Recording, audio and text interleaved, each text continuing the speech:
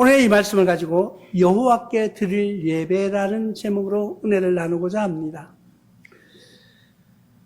우리가 예배라고 그러면은 뭐라고 하나요? 이제 주님께 드릴 예배. 우리 예배라는 말을 많이 씁니다. 경배하는 거예요. 주님께 경배하는 거. 주님께 영광을 돌려드리는 거예요. 우리가 받을 영광이 아니고 첫 번째 주님께 돌릴 영광을 우리는 예배라고 말할 수 있습니다. 그러면 주님께 어떻게 영광을 돌리느냐? 어떻게 돌리면 좋겠어요? 성경은 우리에게 뭐라고 말씀하고 있습니까? 시편 22편 23장을 통해서 여호와를 두려워하는 너희여 그를 찬송할지어다. 야곱의 모든 자손이여 그에게 영광을 돌릴지어다. 너희 이스라엘 모든 자손이여 그를 경외할지어다. 하나님께 찬양하라는 거예요. 우리는 하나님께 찬양으로 주님께 영광을 돌리는 거예요. 주님께 예배하는 거예요. 그래서 우리 사람들은 나가서 뭐 기분이 좋거나 무슨 일이 있어요. 흥얼흥얼 입으로 나오는 것이 뭐예요? 보통 사람들은 세상의 노래로 유행가로 자기의 흥을 돋구지만은 우리는 믿음에 있는 나와 여러분들은 어떻게 찬양으로 주님께 영광을 돌리는 거예요. 저는 그런 생각을 한번 해봤어요. 우리 미스터 트롯 그런 데서 보니까 노래 가사가 똑같잖아요. 근데 누가 부르느냐에 따라서 감격하고 감동하는 모습. 근데 내용을 다 알고 있어요. 내용을 다 알고 있어요. 그러니까 그 가사를 내가 알고 있단 말이에요. 그런데 어떤 사람이 그 구절 한 구절을 탁 소리 지르는데 눈물을 흘리면서 환호하는 모습을 봅니다. 근데 난 신기하기도 해요. 그 말 한마디 그 단어가 그 사람들을 뭔가 모르게 움직이고 있다는 거예요. 그런데 하나님의 말씀을 듣고도 감동이 안 되는 건 너무나도 신기한 거예요. 오늘 그것도 진짜 기적 중에 기적이라고 말할 수 있을 것 같아요. 세상의 노래로 우리의 마음을 움직일 수 있는데 하나님의 귀한 말씀으로 우리의 마음이 안 움직여진다는 게 기적 아니에요? 우리는 하나님의 말씀을 들을 때 감동이 올 수 있는 그런 믿음이 있어야 돼요. 근데 어떤 노래인가 이렇게 내가 자세히 봤더니까 그 노래 가사가 나의 형편과 비슷할 때, 뭐 이별 노래를 불렀다 이러면은 내가 정말 이별했을 때, 뭐 연인하고 이별했든지 뭐 하여튼 누구랑 이별했을 때 그 노래를 누가 불러줬다 이러면 막 눈물을 흘리는 거예요. 내 마음 알아준다 이거죠. 근데 하나님의 말씀은, 하나님께 드릴 찬양은 그런 내가 내 마음의 감동으로 오는 것이 아니라 하나님의 영광의 감동으로 와야 되는 거예요. 우리는 그냥 나의 마음을 움직이려고 하는 것이 아니라 내 마음속에 움직여지는 것이 뭐예요? 하나님께 돌려드리는 영광이 돼야 된다는 거예요. 그럼 뭐 마음을 움직이면 똑같아요. 사실 세상 노래를 듣고 움직이라. 그러나 우리가 움직일 수 있는 마음은 정말 하나님께 드릴 수 있는, 하나님께 영광을 돌릴 수 있는 그런 마음, 감격해서 우리 내 자신의, 내 형편의, 내 처지를 비관해서 우는 것이 아니라 저 사람이 내 마음 알아주니까 그래, 이 말 들어보니 맞네, 이런 게 아니라 우리는 하나님이 나에게 주신 은혜에 감격하는 그런 영광의 찬양을 돌려야 된다. 그럼 두 번째는 뭐냐? 선을 행하라고 말합니다. 찬양을 하면서 우리가요, 사람은 옷을 입어보니까 어떤 걸 느끼냐면은 청바지를 입고 가잖아요. 그럼 아무데나 이렇게 흙에 앉아. 흙에도 그냥 뭐 이래 돌 위에도 그냥 앉고. 근데 양복을 딱 입으니까요, 서 있더라고, 나도 모르게. 이렇게 가가지고 뭐 좀 돌이 있어도 앉으려고 그러니까 아이 좀 뭐 이래가지고 서 있는 거예요. 사람은 어떤 옷을 입느냐에 따라서 그 사람의 행동이 달라지는 것을 봅니다. 그런데 우리의 언어도 똑같아요. 내가 입술로 찬양을 하고 있는가 아니면 내가 세상 노래를 하고 있느냐에 따라서 그의 행동이 달라진다는 거예요. 입술로 찬양을 부르는 사람은 우리는 선을 행할 수밖에 없어요. 아침에 일어날 때 흥얼흥얼 내 입에서 노래가 나오는 거예요. 나도 무슨 노래인지 모르고 들어보니까 찬양이에요. 내 입술로 찬양을 부르는 그 입을, 그 몸이, 그 발걸음이 악을 행할 수는 없다는 거예요. 그런 뭘로? 선을 행하는 믿음의 승자가 되는 여러분들 되시길 바랍니다. 마태복음 5장 16절에 이렇게 말씀하고 있습니다. 이같이 너희의 빛이 사람 앞에 비치게 하여 그들을 너희의 착한 행실을 보고 하늘에 계신 너희 아버지께 영광을 돌리게 하라. 입술로 찬양하는 나와 여러분들은 우리의 모든 행실이 착한 행실로, 선한 행실로 남에게 보여주는 거예요. 등불이 어둠을 없애듯이 우리가 등불을 하나 탁 켜면은요, 어떤 모습일까요? 어둠이 순식간에 사라지는 모습을 봅니다. 그럼 반대로 뭐예요?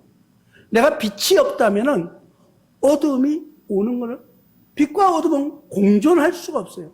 빛과 어둠은 함께 할 수가 없기 때문에 내 마음에 빛을 행하고 있다 그러면은 어둠은 물러갈 것이고, 내가 어두운 생각을 하고 있다면 빛이 들어오지 않을 것이라는 거예요. 그러니까 우리의 입술로 하나님께 영광 돌리는 사람은 우리의 몸도 빛을 드러낼 수밖에 없다는 거예요. 그러면 어떻게? 빛만 내면 되느냐? 아니에요. 온전한 헌신이 필요하다는 거예요. 온전한 헌신. 고린도전서 6장 20절에 이렇게 말씀하고 있습니다. 값으로 산 것이 되었으니 그런즉 너희 몸으로 하나님께 영광을 돌리라. 이 말은 뭐예요? 하나님이 지금 우리를 값으로 샀다는 거예요. 그래서 우리는 하나님의 종이라고 말하는 거예요. 왜 종이라고 해요? 우리 몸이 팔렸으니까. 내 몸이 하나님 앞에 팔렸으니까. 뭘로? 예수 그리스도의 피로. 예수 그리스도의 피로, 그 값으로 우리를 사셨다고 말씀하고 있는 거예요. 그럼 값으로 팔려진 사람은요, 우리가 맨날 종이라고 말하잖아요. 난 하나님의 종이야. 하나님의 종이야. 입술로만 종이 아니고 온전한 헌신이 필요한. 종은요, 종은 권리가 없어요. 종은 반박할 힘이 없어요. 종은 누구에게 내 의견을 주장할 수가 없어요. 왜? 주인이 시키는 대로 하는 거예요. 시키는 대로. 우리는 표현이 좀 그렇지만, 우리가 어디 가서 이제 일을 한다고 합시다. 회사에 가서 일을 하든지, 아니면은 누구 개인의 부탁을 받아서 일을 하든지, 내가 돈을 받고 일을 할 때 그 시간은 내가 그 사람에게 뭘로? 근로를 제공하고 받는 돈이에요. 그럼 근로 시간을 내가 그 사람한테 팔았다는 거예요. 그러면은 우리는 어떻게 돼? 그 사람이 시키는 일을 해야 돼.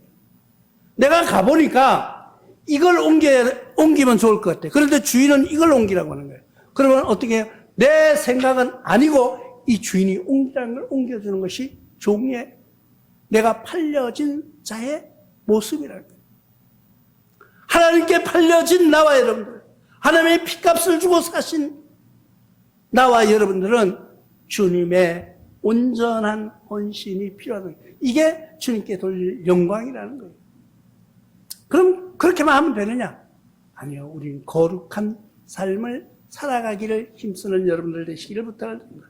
데살로니가서 3장 13절에서 이렇게 말씀하고 있습니다. 너희 마음을 굳건하게 하시고 우리 주 예수께서 그의 모든 성도와 함께 강림하실 때 하나님 우리 아버지 앞에서 거룩함이 흠이 없게 하시기를 원합니다.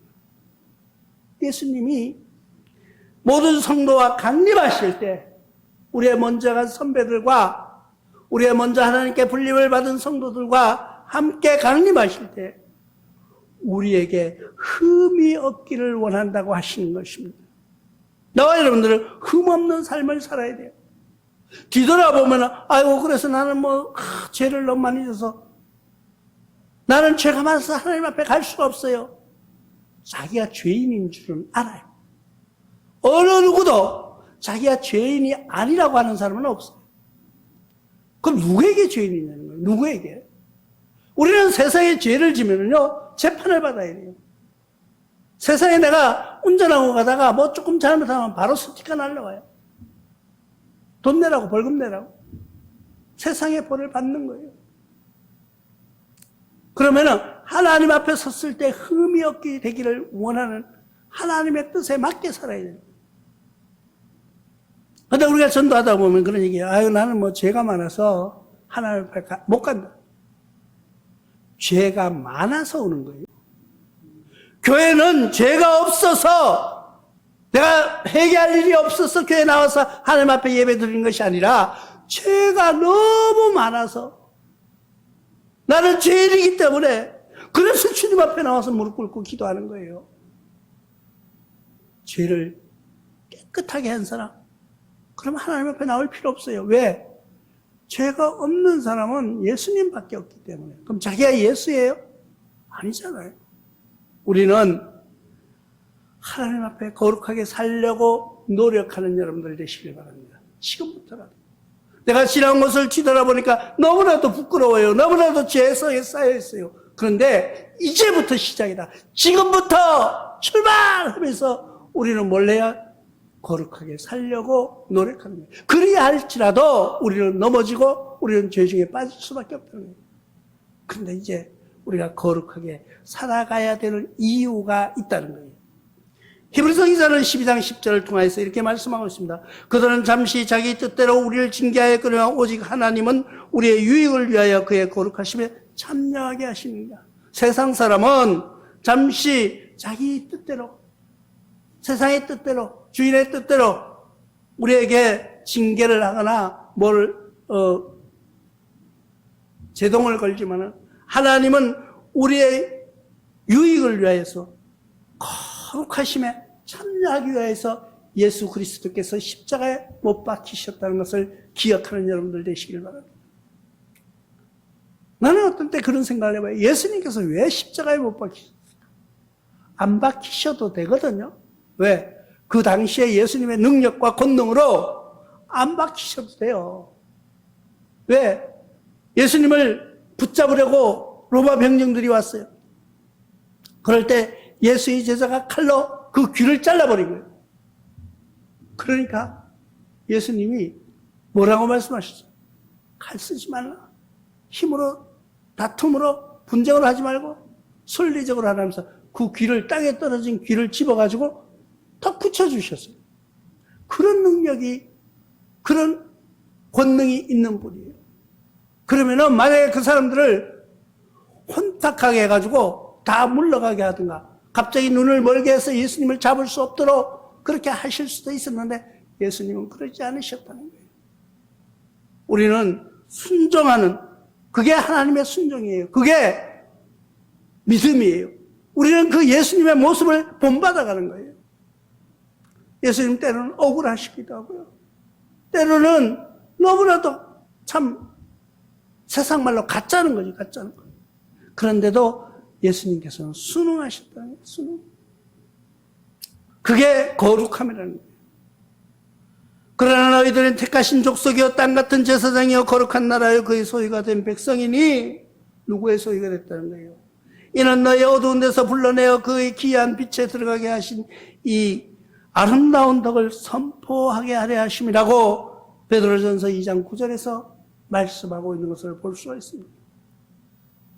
우리는 너희는 이랬어요. 너희는 그랬어요. 이렇게 성경에서 너희는 그랬어요. 지금 나와 여러분들은 우리예요. 우리들은 모두가 택하신 족속이라는 거예요. 누구에게? 하나님이 택하신 족속. 또 왕 같은 제사장이라고 말합니다. 왕 같은 제사장. 하나님 앞에 예배할 수 있는 제사장이 된 거예요. 이 구약시대에 보면 제사장이라고 하면 제사장만이 예배를 드릴 수가 있었어요. 제사장만이 예배를 집례할 수 있었어요.